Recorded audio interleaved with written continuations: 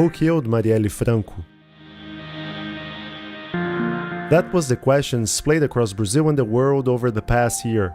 On March 14, 2018, Rio de Janeiro councilwoman Marielle Franco was on her way home from mediating a debate when her car was cut off by a silver Chevrolet Cobalt, which had been following her for around 4 kilometers. 13 gunshots were then fired from the Cobalt. 4 of them hit Marielle, 3 in the head, 1 in the neck, killing her instantly. Marielle's driver, Anderson Gomes, was also killed. The Cobalt then fled the scene without stealing any of Marielle or Anderson's belongings. For 1 year, Brazilians and the international community have called for the punishment of the perpetrators. But the investigation stalled, with the cops missing out elementary steps of their job, such as talking to key witnesses. That could have something to do with the fact that state agents are believed to be involved in the assassination. After all, the gun and the ammunition used to kill her match items that were stolen from the police. And Rio's law enforcement has a deep connection to urban militias, as we explored in our podcast number 46.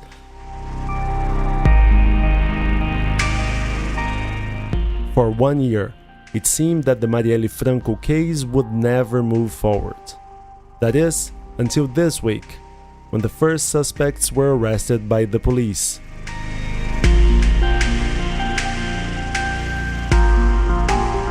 My name is Gustavo Ribeiro, editor-in-chief of the Brazilian Report. This is Explaining Brazil.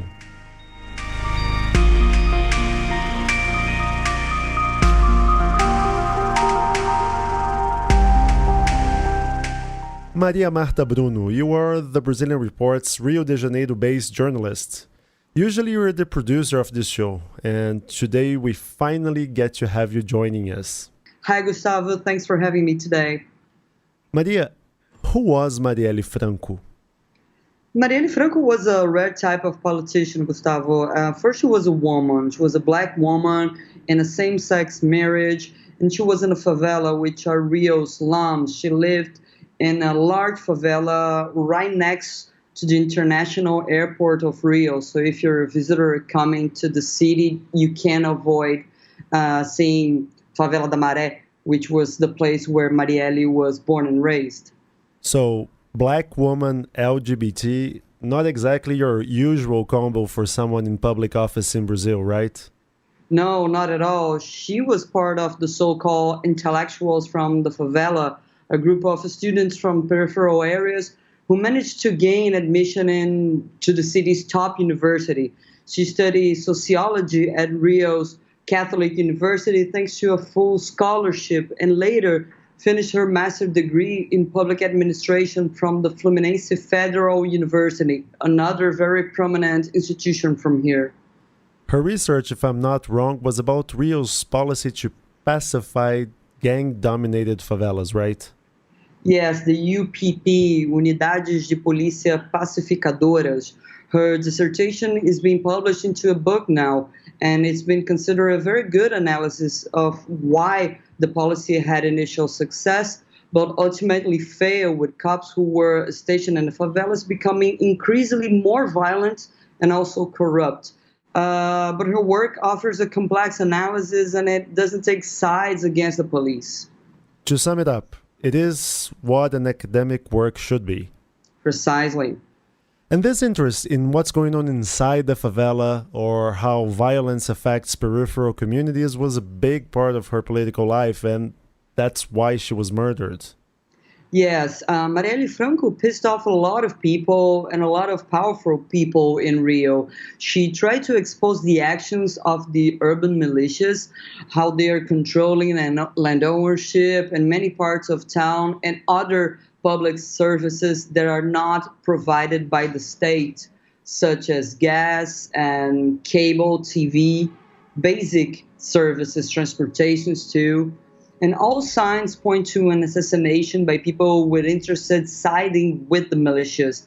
However, over the past 12 months, the investigation had many twists and turns, Gustavo. For example?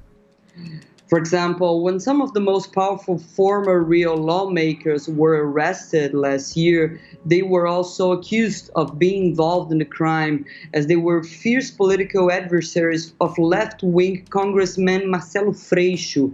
Marcelo Freixo was a kind of mentor of Marielle Franco. We must also point out that Marielle didn't only target militias. Feminism, human rights, inequality, and fighting racism may also have triggered the crime. This is something that the police has to look into now.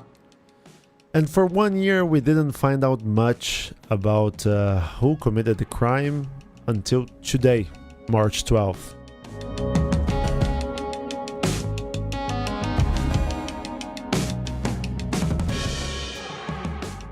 And 2 days before the first anniversary of her death, we were surprised by this operation the police launched early in the morning at 4 a.m.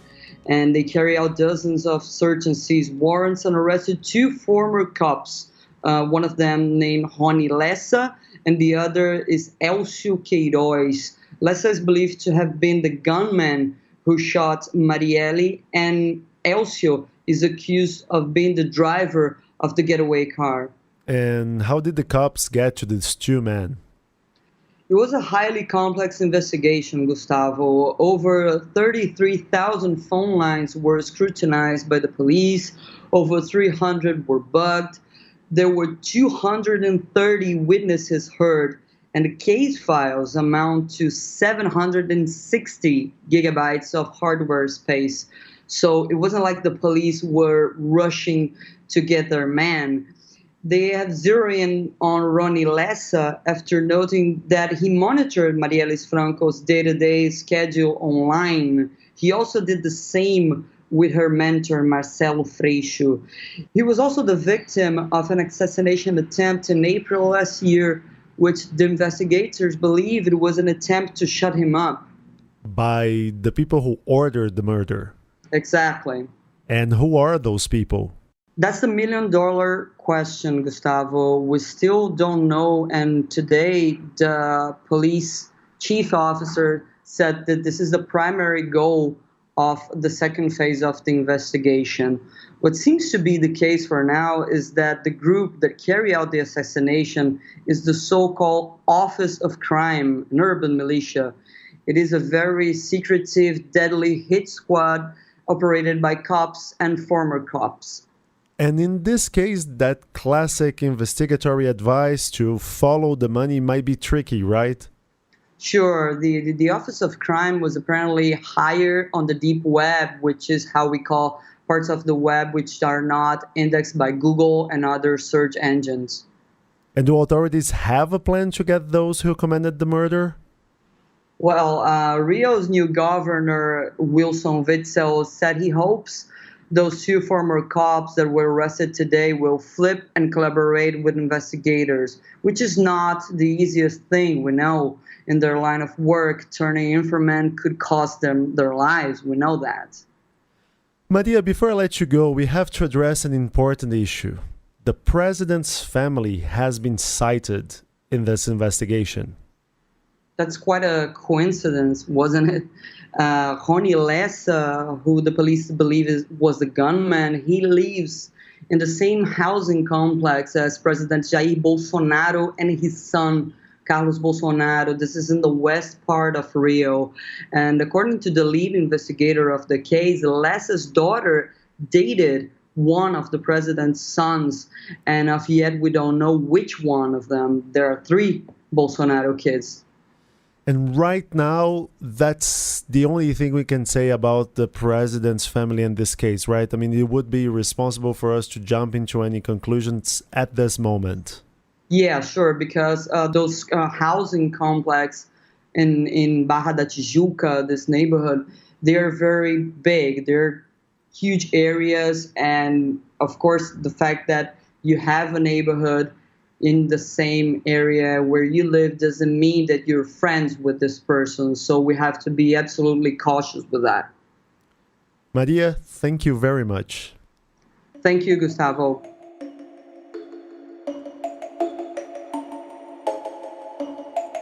Next, why Marielle Franco's assassination is not just another murder.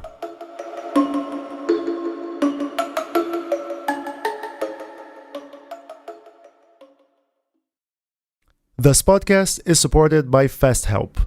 FastHelp is a Brasilia-based IT company devoted to providing cybersecurity solutions. Protect your business by teaming up with FastHelp. Visit fasthelp.com.br for more information.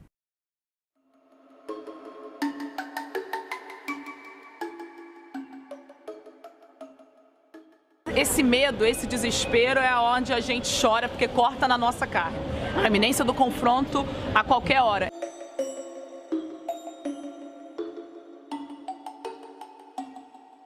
There are people who try to dismiss the Marielle Franco assassination by pointing out toward the bleak reality in Brazil.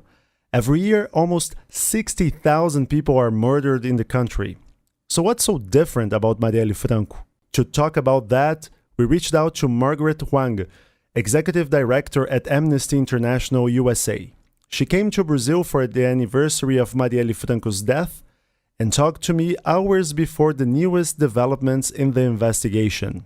It shouldn't be unusual that we call for every case to be investigated, but this case in particular is important because of her role as a human rights defender and because the message that the assassination sent is that human rights defenders are not safe. And the slow pace of the investigation is echoing that message that the government of Brazil, the prosecutors, the civil police of Brazil are not taking seriously the risks and the dangers to human rights defenders in the country. And that's why we do consider it a case that definitely must be fully investigated, because her case represents the situation for so many other human rights defenders here. For the record, Brazil is the country with the highest number of human rights defenders murdered annually in the Americas. In 2016, which is the latest available data, one human rights defender was killed every 5 days. So Margaret, what are Amnesty International's main concerns regarding Marielle Franco's specific case? I think the biggest concerns that we have are really for her family, because they have been waiting now for 1 year and there's still no results in the multiple investigations that are taking place. Amnesty's focus is on ensuring that the investigations are independent and comprehensive. And I think while there are multiple investigations happening, not all of them are happening in ways that meet the full due process investigation that we expect. When you say investigations are not following due process, what exactly do you mean? Clearly, there's evidence that has not been thoroughly investigated or timely investigated.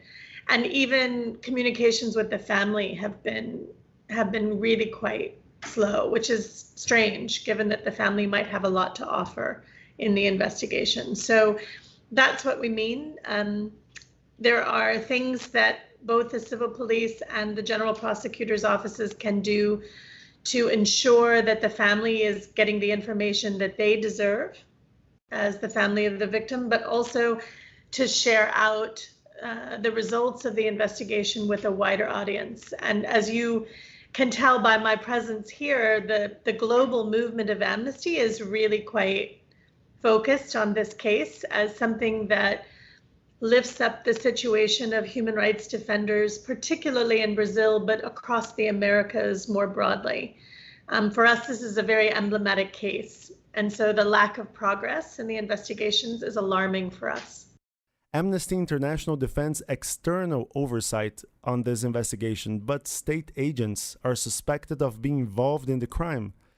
So who should provide this oversight? I think the key is it has to be an independent body that is not connected with the offices that are leading the investigations, and that has the confidence of the family and of the community here in Rio that they are able to perform that role. Last year, Marielle Franco's murder was one of many cases of political violence in Brazil. Shots were fired at a campsite where former President Lula was at, and of course, Jair Bolsonaro almost died during the presidential campaign after being stabbed in the stomach. Are things getting worse in terms of politically motivated violence? There was a report that was just released by Amnesty globally looking at the case for human rights defenders. And there's no question that what we're seeing globally is restrictions in a whole range of fronts, everything from harassment and prosecution for expression, free expression, and freedom of assembly, to targeting of individual defenders for prosecution under a whole host of alleged violations of statutes. Generally, things of criticizing the government or demanding accountability. Just last week, one of our board members in Indonesia, Amnesty Indonesia, was arrested for criticizing the military in Indonesia, and his possible sentence for criticizing the military in a public setting is up to 18 months. And we've had other Amnesty colleagues arrested in other countries, and the threats against Amnesty alone, never mind the larger human rights movement around the globe, have increased dramatically over the last 5 years. So I think it's a range of things. I think we're seeing so-called democracy after democracy be taken over by parties that are much more interested in authoritarian rule than they are in protecting traditional values of human rights and freedom of expression. At the same time, Marielle Franco's assassination seemed to have sparked a wave of minority candidates in Brazil. So maybe I can comment again on my own country situation, because we've seen something very similar. 2 years after President Trump was elected, we had elections of national representatives, which for the first time included many firsts in the United States. The first Muslim Americans elected to Congress, women elected to Congress, the first Native American women elected to Congress, record numbers of people of African descent, women of African descent elected to Congress. And I think what you're seeing in the United States, and I expect is similar here, is that the recognition that until all of our communities have a voice in our public debate and in the decision making around policy, that we're unsuccessful in ensuring that those policies reflect our values and reflect our goals. Margaret, thank you very much. Happy to do it, Gustavo. It was a pleasure for me too.